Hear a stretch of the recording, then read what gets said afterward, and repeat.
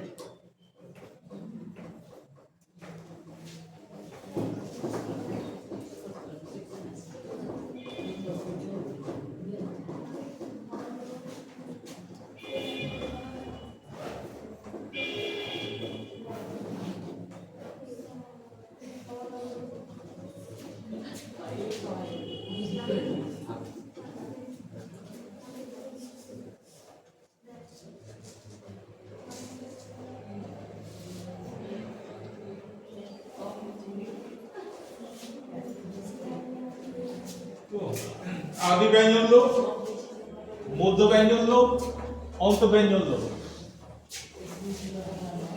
এদের মধ্যেই এই দুটো ভাগ পড়ে, তবু এদেরকে একটু আলাদা করে লিখলাম, কেননা আলাদা করে মনে রাখার জন্য। কোন শব্দের মধ্যে যদি হ থাকে তো অনেক সময় আমরা সেই হটাকে উচ্চারণ করি না, ঠিক আছে? প্রথমে হ ছিল কিন্তু আমরা উচ্চারণ করি না, ফলে হটা লুপ্ত হয়ে যায়। ধীরে ধীরে সেটা আমাদের মান্য চলিত ভাষায় সেই শব্দটা প্রবেশ করে যায়। কি উদাহরণ দিয়েছিলাম?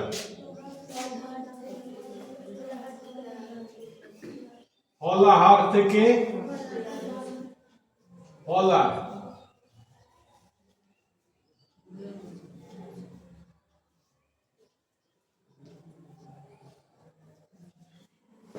খুব সহজ উদাহরণ, তোমরা ব্যবহার করো। কি উদাহরণটা?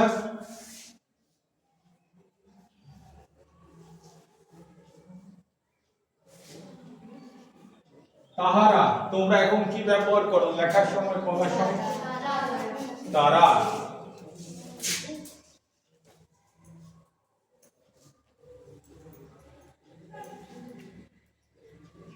তাহলে যদি এটা তাহার থাকতো কি হতো? তার হতো। আচ্ছা, সম্মানজনক ভাবে যখন আমরা বলি, সম্মান জানানোর জন্য যখন বলি তখন উপরে চন্দ্রবিন্দু থাকে, তাহারা, সেটা কি হয়ে যাবে তাহলে? তারা। তাহার,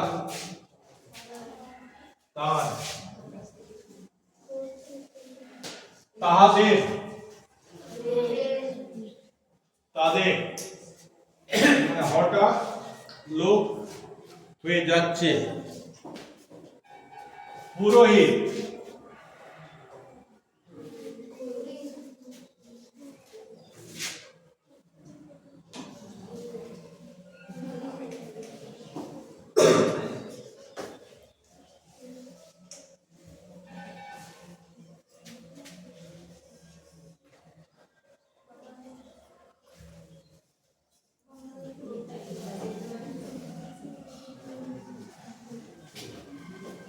আমরা বলি না পুরুষ মশাই,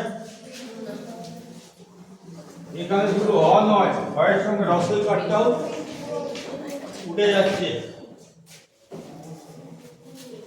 মুসলমানদের উপাস্য কি? মুসলমানরা কার উপাসনা করে?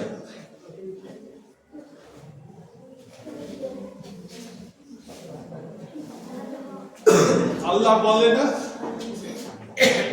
ওই মহাত্মা গান্ধীর যে ভজনটায় আছে, ঈশ্বর আল্লাহ তেরো নাম, সবকো সম্মতি দে ভগবান। আল্লাহ শব্দটা হচ্ছে আরবিতে, শব্দটা হচ্ছে আল্লাহ, ঠিক আছে, সেই খাল থেকে এসেছে আল্লাহ।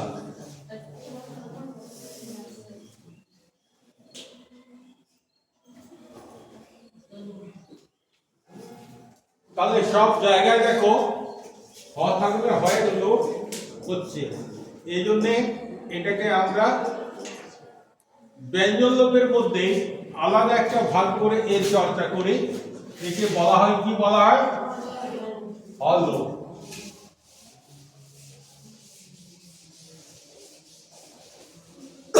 এবার সমাক্ষর লোপ, আগের দিন তো পড়েছিলাম।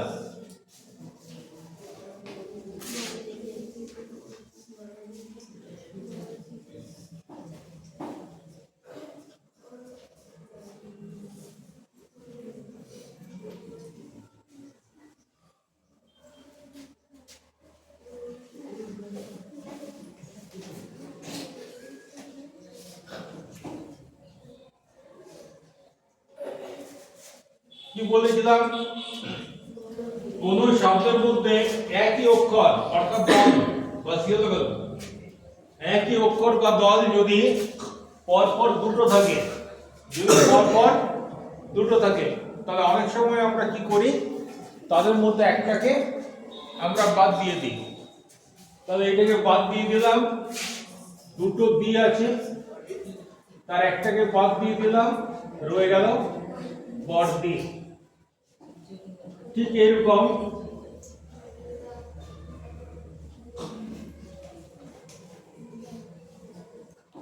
ছোট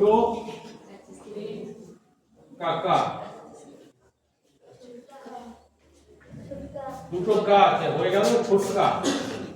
আমাদের অনেক ছেলের নাম ছোটকা আছে, তার নামটা কোথা থেকে এসেছে আমরা কিন্তু জানতাম না, এখন আমরা জানলাম আসলে ছোট কাকা, সেখান থেকে ছোটকা। মেজো দাদা, সেখান থেকে মেজদা। অর্থাৎ এই যে শব্দের মধ্যে থেকে একই ধ্বনির মানে একই অক্ষরের যে লোপ হচ্ছে তাকে আমরা বলি সমাক্ষর লোপ। বৌদি, বৌদি শব্দটা কোথা থেকে এসেছে? বৌদিদি, বৌদিদি থেকে বৌদি শব্দ এসেছে। তাহলে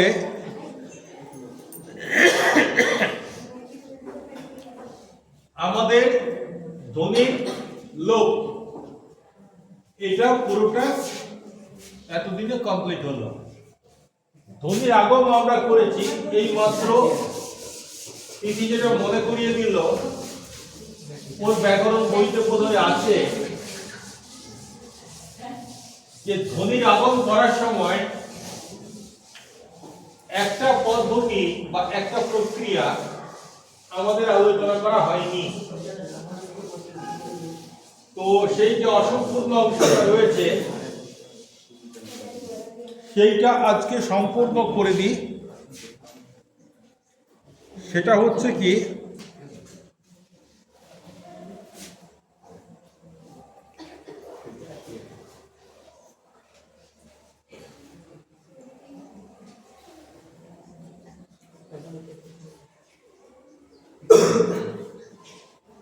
শ্রুতির ধ্বনি। সেটা কি?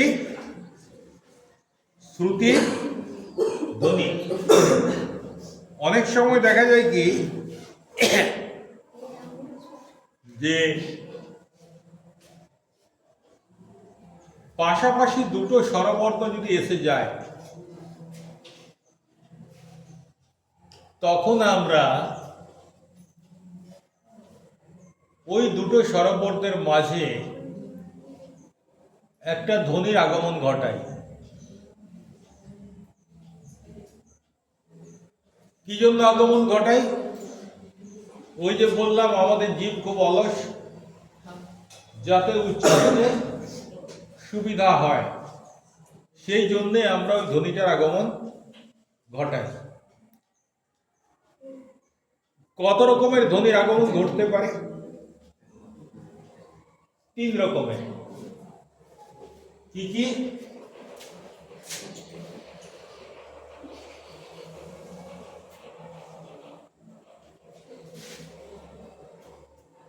यश्रुति,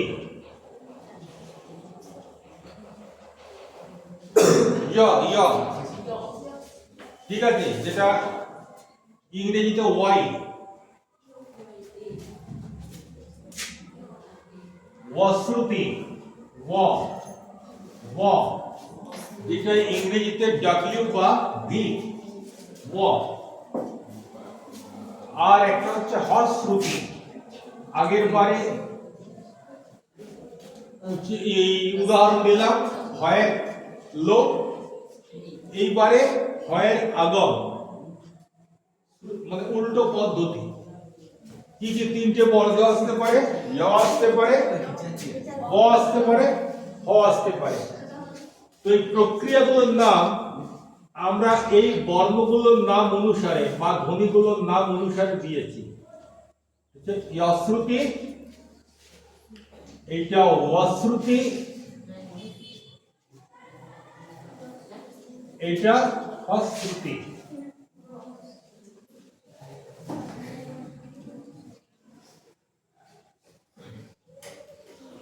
কি ধরনের প্রক্রিয়া পড়ছি আমরা?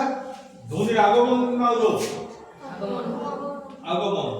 ইতিমধ্যে আমাদের পড়ানো হয়ে গেছিল আগমন, এটা বাকি ছিল, এটা আজকে তোমরা ভালো করে বুঝে নাও। দেখো, কোনো কিছুর সঙ্গে যদি এর বিভক্তি যুক্ত করি তাহলে কি হলো? রামের, কি তাই তো হয়? এখানে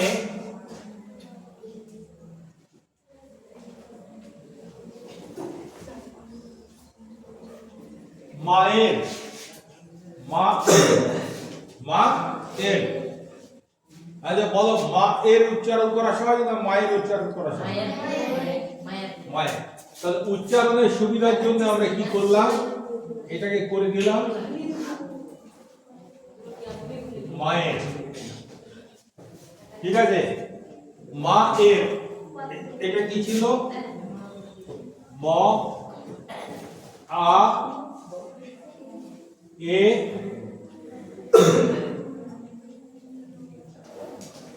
র, তাই তো? তাই ছিল তো?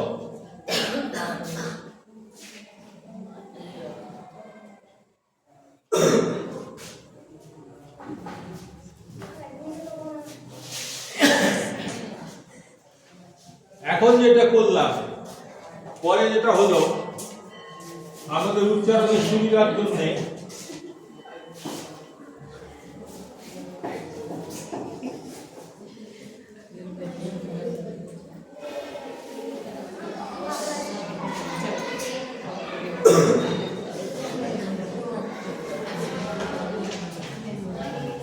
কি হয়েছে? বাড়তি কি এটা, এটার সঙ্গে এটা কি তফাৎ? বাড়তি একটা য় এসে গেল, এটাকে বলা হয় শ্রুতি, ঠিক আছে। আরেকটা অশ্রুতির উদাহরণ,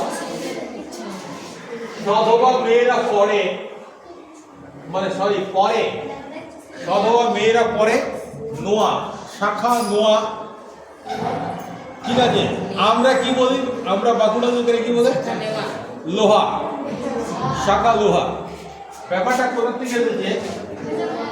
এই নোয়াটা কোথা থেকে এলো?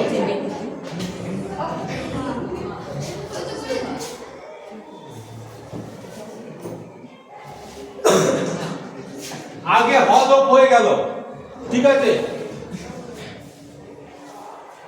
লোহা, ঠিক আছে, দিয়ে এইটা হয়ে গেল লোহা। অনেক সময় লটা ন হয়ে যায়, তারপরে হয়ে গেল নোয়া। লটা যে ন হয়ে যায় তার প্রমাণ আমরা একটা উদাহরণ দিতে পারি, লেবু। এটাকে অনেকে বলে লেবু। আচ্ছা, বিশেষ করে কলকাতার আশেপাশের লোকেরা লুচি, ওটাকে বলে লুচি। ঠিক আছে, তো তাহলে এই যে এখানে নোয়া, এটাও কিন্তু শ্রুতির উদাহরণ।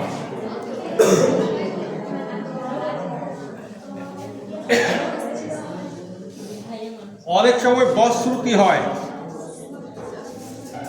বয়ের আগমন ঘটে। তাম্র,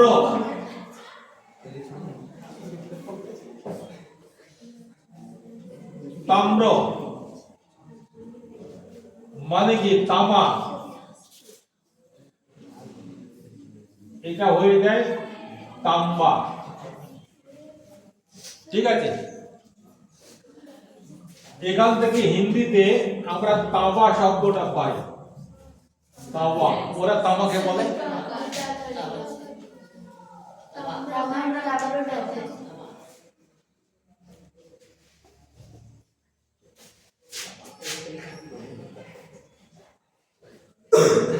ঠিক আছে। এটাও কিভাবে হয়েছে তারও পদ্ধতি আছে। তোমরা যখন প্রাকৃত ভাষা পড়বে তখন বুঝতে পারবে। দুম করে ময়ের জায়গায় বটে এসে যায়নি, তার পিছনে কিছু কারণ আছে। আচ্ছা, বশ্রুতির আরো উদাহরণ আমরা দেখেছি। আমরা মধ্য ব্যঞ্জনাগম পড়ার সময় এর উদাহরণ পড়েছি। অম্ল থেকে অম্বল, ওটা একটা বশ্রুতির উদাহরণ। আর অনেক সময় হ এসে যায়। হটা এসে গেলে কি হয়,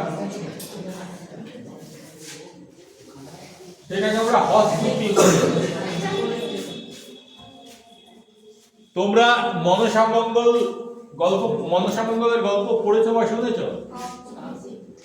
মনসামঙ্গলের মনসাকে বাদ দিলে মনসামঙ্গলের নায়িকাকে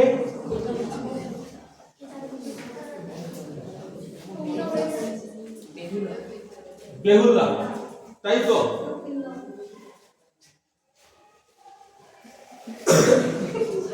যে বেশি বকে সে বেশি ভুল বকে। আমি জিজ্ঞাসা করলাম, মা মনসাকে বাদ দিলে মনসামঙ্গলের নায়িকা কাকে বলতে পারি? বেহুলা। কি বললো তার সঙ্গে? লক্ষিন্দর।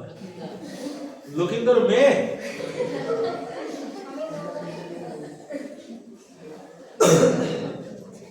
এই বেহুলাটা কোথা থেকে এসেছে?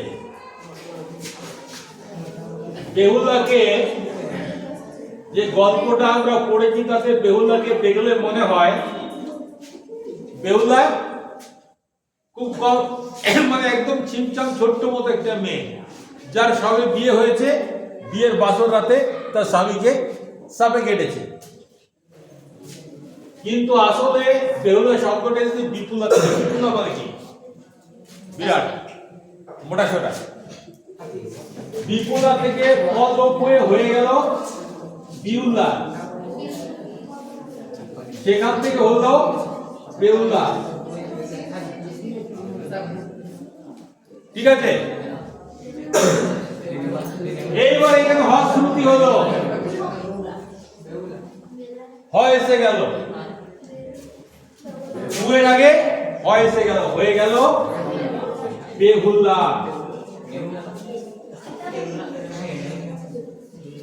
এরকম আরেকটা আছে, অফিস বিয়ারার, বিয়ারা থেকে বেয়ারা, বেয়ারা হলো। বিয়ারার ইংরেজি কথা, বাংলায় হয়ে গেল বেয়ারা। বেয়ারা থেকে হয়ে গেল, এইখানে হয়ের আগমন ঘটলো, বেয়ারা থেকে হলো বেহারা, হয় এসে গেল। ছয় বেহারা জোয়ান তারা উঠছে আলে, নামছে গাড়ায়, অঙ্গ দোলে ঢেউরে নাড়ায়। মনে আছে পালকির গান? সৌরভেন্দ্রনাথ তত্ত্ব মনে নেই? ঠিক আছে, তাহলে আজকে এই পর্যন্তই ধ্বনির লোপ আর ধ্বনির আগমন, এই দুই ধরনের ধ্বনি পরিবর্তন আমাদের আজকে কমপ্লিট হলো।